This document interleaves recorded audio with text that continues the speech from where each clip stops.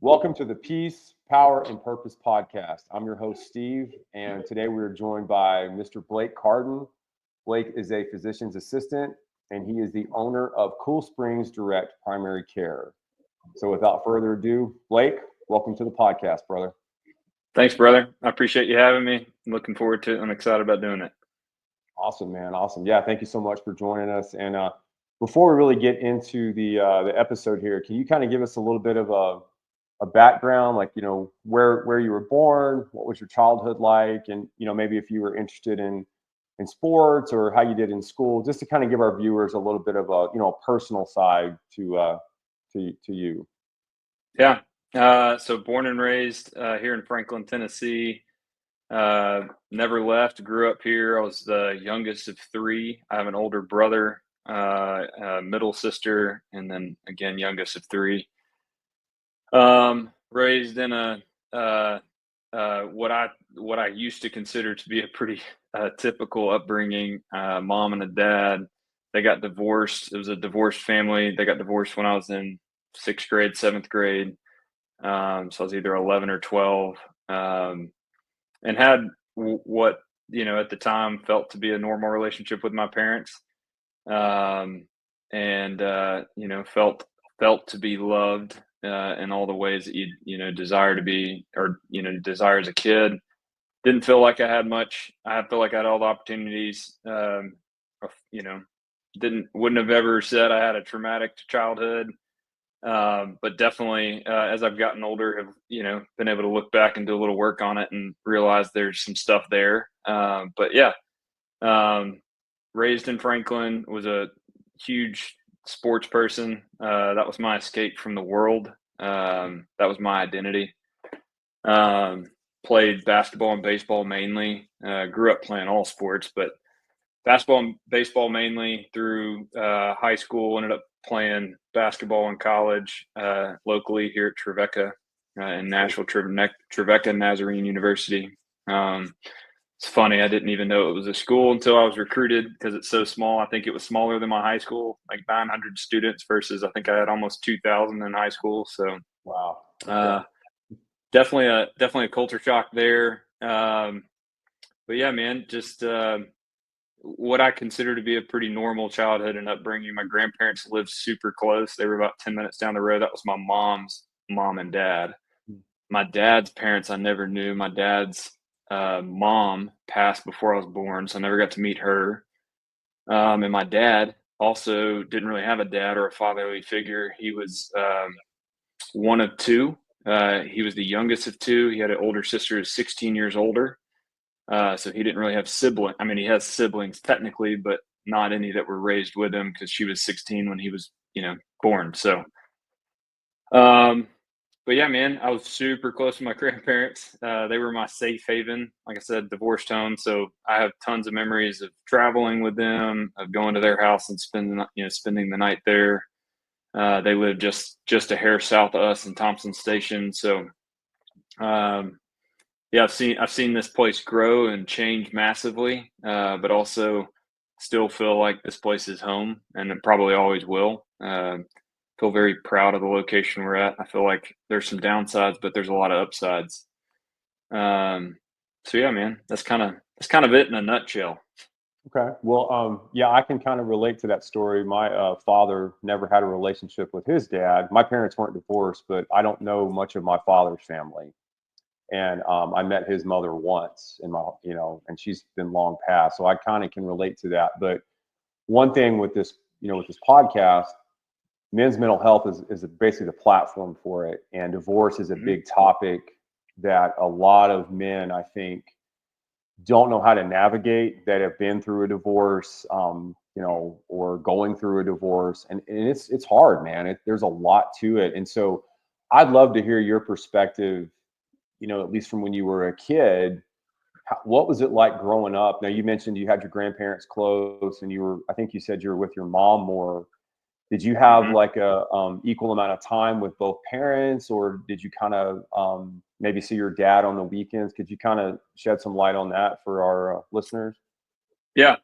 Um, so I up until the last maybe 4 years, 5 years of my life, I would have you know, I would have said I had a equally balanced relationship with both my mom and my dad. Um, and Yeah, in summary, it's funny you like the whole mental health thing. Like again, up until maybe 5 years ago, I would have said, oh, yeah, my parents got divorced and no big deal, and didn't like if it had any effect on me. If you asked me this 5 years ago, I'd have said made me the man I am today, and gave me the conviction to, you know, not get divorced and to be, not to be too transparent, but like my dad was unfaithful and still haven't had that like I've never had him say that to me, but we both, me, my mom, my brother, my sister, we all know this. And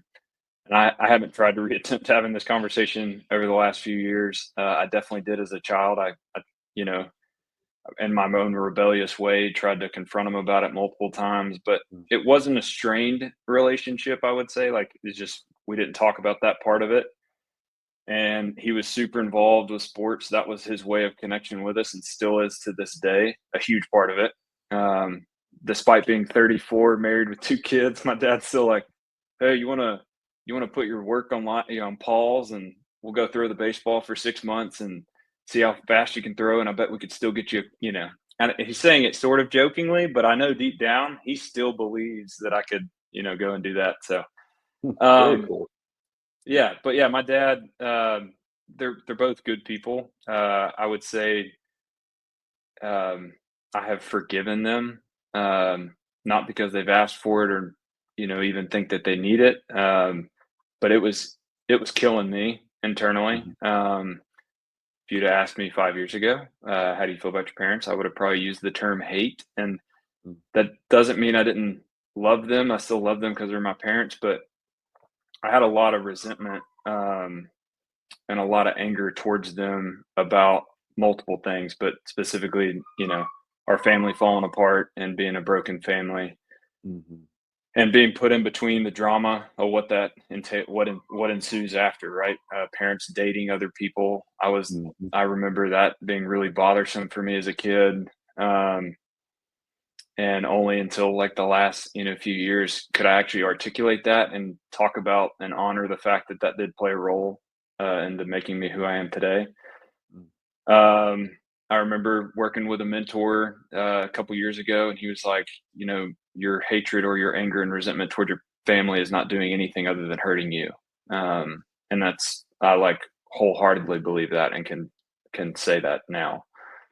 Um, and that's not forgiveness is not a one time thing. That's something even today, if it gets brought up, some specifics about their divorce or how my life and childhood was affected by it. It's easy to get stuck in that narrative and continue to live in anger and resentment. And so I have to remind myself that in the same way that I've been forgiven, I can also too forgive. And I've got the Holy Spirit that dwells in me. And it's not like fleshly to be able to do that. Like I have to align myself with truth in that. That gives me a lot more freedom. And inherently has led to slowly the beginning changes and what I feel to be deepening of my relationship with both my mom and my dad. I definitely, I don't, not, I can keep going on for days, but those are relationships that are in work and in progress. And there's been good change steps in the right direction over the last couple of years, which I'm really grateful for. That's a really good point you brought up about forgiveness and how it's not just a one-time thing. I wanted to ask you real quick. As a kid, did you use kind of sports as a way to earn your dad's respect or even your dad's love? Because you obviously were good at basketball. You played college basketball, so do you kind of feel like? I mean, I know you said you had connection with it, but was that a way to kind of earn that respect? Yeah. Yeah, I would definitely say I don't know if respect was what I was going for as much as approval. That's probably a better word. Um, Yeah. yeah, I was going for to fit in. I wanted to stand out in a good way. And I'm very, very guilty of a performance-based mentality. If I perform well, I'll be accepted. I won't be rejected. I won't be Mhm. alone.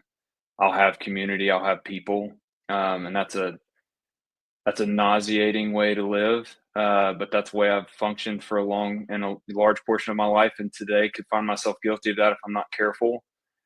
Um, but yeah, definitely resonate with a performance mentality of like whatever I do, I want to be good at it, so that for me, it's like when I do poorly at something or I'm not good at something, I'm like, ooh, I can't deal with the pain of like thinking I'm not accepted, I'm not thought highly of or thought well of. Um, and so it's tough to detect. Obviously, that's not what our faith teaches us. And faith is, as I've told you, is something that happened later in life for me. We did not, I wasn't raised in the church, did not grow up going to church. I have like a few hazy memories of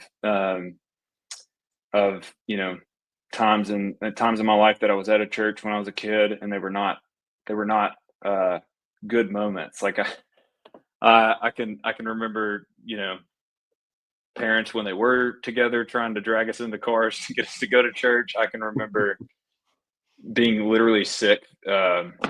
One time they took us to church and throwing up in church. I can remember Wow. going to some like I don't know. I guess this is what they did back in church back in the day, and they may still do it, but like testing of like your knowledge of the Bible. And Oh I yeah. remember like thinking if I could just click this button, they had like buttons in front of us, and who could ever answer the quickest could answer the question. I had no idea what the answers were, but I was trying to push the button quick. Um, I mean, it's terrible. But anyways, yeah, man. Wasn't raised in the church, and uh, took until I was 22. I think I was 22 when things changed, and that kind of that narrative shift and that mentality, I guess, changed. What caused that shift? Like what brought you um say maybe your faith or your spirituality at 22? Like was there an event that happened that kind of Yeah, yep, changed your mindset? 100%. Okay. Yeah, so it was so I played basketball at Trevecca. I was recruited. I was the first signee of my class. Had mile high expectations of what that could look like. I played under a really, really good high school basketball coach that taught me a ton, made me believe I was a basketball player, like I was a baseball guy through and through my whole life. And while I was good at basketball, I never thought I could play in college. And he's the one who kind of instilled in me that I was, better than average, and talked about like work ethic and character and attitude. And I had a lot of good people alongside of me when I was in high school that made me believe I was a basketball player. So, anyways, went to Trevecca eventually, and that did not go as planned. I tore my ACL my freshman Mm. year, set out the whole first year, and then when I came back my sophomore year, dude, I was just not the same human being. And I'm not blaming, but I just wasn't. I did not have the confidence I used to be that I did in high school. I physically could not, like, I was in the best shape of my life coming back from that injury. It wasn't a fear of injury. It was a basketball for me to be successful requires such a swagger, Mhm. like this, like unwavering confidence. And I'm meant to be here. I like, can do this, can do that. But I was, while I was athletic, I was never the most physically gifted. I was one of the shorter guys on the team, which is, you know, interesting since I'm 6'3". It's one of the shorter guys. I was one of the more built people, I guess you could say. But outside of that, I wasn't the fastest. Definitely couldn't jump the highest. Wasn't the tallest. And yeah, coming back for injury, man, I struggled getting my confidence back, getting that swagger back, and never really turned out to who I thought I could be in college. And long story short, fast forward to I think it was like 2 or 3 days before my senior year started at Trevecca, and I got a phone call from our head coach, and he's like, "Hey, I want to set up a meeting with you." So went to the meeting, totally blindsided. But ultimately, I don't, yeah, totally. He just essentially said, uh, "Hey, you're going to keep your scholarship, but I don't want you to play on our team anymore." Oh He man. challenged, he challenged my work ethic. He was like, "I don't think your heart's in it. He came up with a lot of different various excuses and thoughts, and man, that was crushing. Because I Yeah. still to this day will wholeheartedly say it's never been a work ethic issue or a heart issue. Like my heart was so in it. But I can, um, as much as it hurts and pains to say, I can say that I never panned out to be as good as I wanted to be. Definitely in college. So on merit alone, I could see him being like, "Hey, you're not fit to be with this team, or like you're not good enough." I guess you could say. Yeah. Yeah. And I could swallow that, but when he started questioning the character and the heart and effort into it, I was like, "Whoa!" But Mm. anyways, that was crushing, man. That was my escape in childhood as a kid with divorced parents. Like that, that was my freedom. That was the way I got out of it. And to take that away, he gave me my scholarship. I did not go to Trevecca for faith-based reasons. I was not a Christian at this time. And long story short, man, he essentially kicked me off the team, and I stuck at Trevecca. Like I was like my senior year, I just needed one more year to graduate, finish my degree in exercise science kinesiology. Mm. So logistically, I was always a very practical human being, always have been since I was a kid. And I was like, well, I'm just gonna stay here, stick it out, finish my degree, and leave. Move on. And that was tough. My roommate was a basketball player, a friend of Mm. mine, still a friend of mine, and just having to watch, my roommate do what I did for 3 years and like come back from games and go to practices, and I was like doing school only, and it was very shocking. And I was like, I got to find something to do with my time because sports takes up so much time in college, Mhm. just enormous. And ultimately, I found myself bored. And so I was like, I'm going to get into, I don't know why I chose this. So I don't have an explanation, but I said road biking. I was like, Mm. I'm going to get a road bike. So I looked on Craigslist when I think Craigslist is still a thing, but I looked on Craigslist and I was like, oh, this road bike, this is really nice. And it was, the guy was asking for more money than I had. It was like $2,500, and Wow. I didn't have that, but I, for whatever reason, emailed the guy. I was like, it's Craigslist. Maybe he'll give me a deal. Mhm. And ended up exchanging some emails back and forth with this guy. And dude, out of nowhere, he's like, "How tall are you?" And he's like, "I just want to make sure this bike fits you." And I was like, 6'3". And he's like, just trying to answer, getting all those like basic questions out of the way. And he said, "Okay, well," he's like, "I know I'm asking for 2,500, but he's like, I want to give you this bike. Mm. I think this is through again. That's still weird even saying it. This is through an email. He's like, I want to give you this bike for free. I think it's an awesome way to exemplify grace and how you get what you don't deserve. Mm. Um, and I know I don't know you, but I've been praying about who this bike goes to, and I didn't want to list it for free. I wanted to see who God put in the pathway to get it, and it was you. Wow. And um, so yeah, so I showed up. I ended up meeting him the next day, like in a Starbucks parking lot, and he rolls the bike out, hands it to me, and hands me a book. And the book was Love Does, written by Mm. Bob Goff. I didn't read Christian books. I didn't read books in general, but I didn't read Christian books. Mhm. And he's like, this will give you a better idea where my head and my heart's at. And he gave me the bike, gave me the book, took a picture with it, and I like left, and I like was crying. And I don't cry. Obviously, you can catch me now. I cry all the time now, but I hadn't cried in years outside, like get kicked off the team. Right. And I was crying on my way back to the campus, and there was one person. This is a whole nother side story, but the guy who kind of rehabbed me through my ACL tear, I had like cut my hand open in organic chemistry the day before this bike thing happened. We were just randomly on like a cleaning out one of those. One of the things in lab. I can't even remember what the name of it are, but I cracked this thing open, cut my hand open. I had it sewed up at the time by the program director at the school for the PA program. His name is Robert, Dr. Gurdam. And as this guy's sewing me up, he's like, "Oh, what do you want to do after school?" And I was like, "Oh, ironically, I just applied to your PA program, physician assistance program." And he's like, "Oh, really?" He's like, "I'll be looking for your, application." And I was like, "Okay." So I get my hand sewed up. I decided to go to the gym, which I never went to anymore because I wasn't a part of the basketball team. And I asked Jared White, who was the trainer at the time, and I said, "Hey, do you mind helping me clean up my hand? I needed a bandage. Like I got sewed up, but it still had blood everywhere." And so, anyways, I'm like getting my hand cleaned up by Jared, and Jared, he's like, "How are you doing?" Because he hadn't seen me, for the whole year.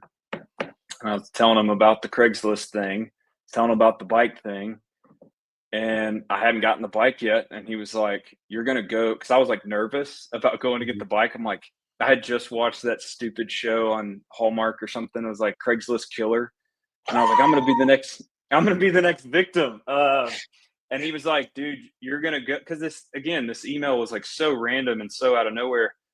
And he's like, "No, you're gonna go get that bike." And he was like speaking truth. He was like, "You're gonna go get that bike, and yada yada yada," because he's a believer. And Yeah, yeah. so, anyways, I go get the bike. That's what happened. I come home, or I come back to the campus. I'm crying. I like take the bike and the book and I roll it into Jared's office. And Jared says, "Meet me tomorrow morning for coffee." Huh. And I said, "Okay." So I did. He shared the gospel with me in a way. Again, I've been at a Christian campus for the last 3.5 years, nearly 4 years. And I've obviously heard the gospel. I've heard of faith. I know what Christians look like. And man, I had ears to hear what he had to say. And yeah, man, he just kind of laid it on me, and then things changed, man. That's kind of what started the whole thing. Um, yeah, I, I couldn't. I was a different human being from that day forward. Not perfect by any stretch, but that's like yeah, that's where my faith story began. That's amazing, man. That's God works in mysterious ways, bro. I mean, that is very cool. Yeah, When you said Craigslist, I was kind of like, where are you going with this? But no, I, that's amazing. Because you said yeah, you wanted your height. I was like, whoa, what are you talking about? it's But I even talking about it today. It's so weird. It still feels like just yesterday. yeah, yeah. Yeah, very very mysterious. That guy who gave me a bike was in our wedding. The guy who shared the Oh gospel with me the wow, next day was in our wedding. The very guy cool. who shared the gospel with me is I would consider to be my number one mentor. Like I still stay in touch with him. He and his wife, who struggled to have kids, now have three. They just visit. They live in Florida now. He's the like sports director at IMG Academy. Like he's big Oh deal, wow, and I love him. Anyways, these are people that did not just show up and change my life. They're people that are still part of my life, which I'm super thankful for. that's amazing, man. That is an incredible story. It's Yeah, wild. I love to hear how people find Christ, and that is a really amazing way, man. I'm very thank you for sharing that with us. I know that's hard to talk about, but it's a wonderful story, and I think it's good to share it, man, because it might touch someone out there that maybe doesn't know Christ or doesn't feel worthy of Christ. And that's something that I talk about on this podcast a lot, is that Jesus is for everybody, regardless of your past, regardless of what you look like, how you were brought up. And I think it's I'm so glad you shared that, because I mean, this podcast could have went a different direction. And thank you, Blake, for sharing that story with us. yeah, honored to, man. Uh, Yeah, it's good. It's good for me to remind myself of what's happened because it's been 13 years since, and yeah, yeah. it's like it's not a one time changes all. Hmm. It definitely started the process of the new heart and the new spirit, and but it's not cakes and pies life after it.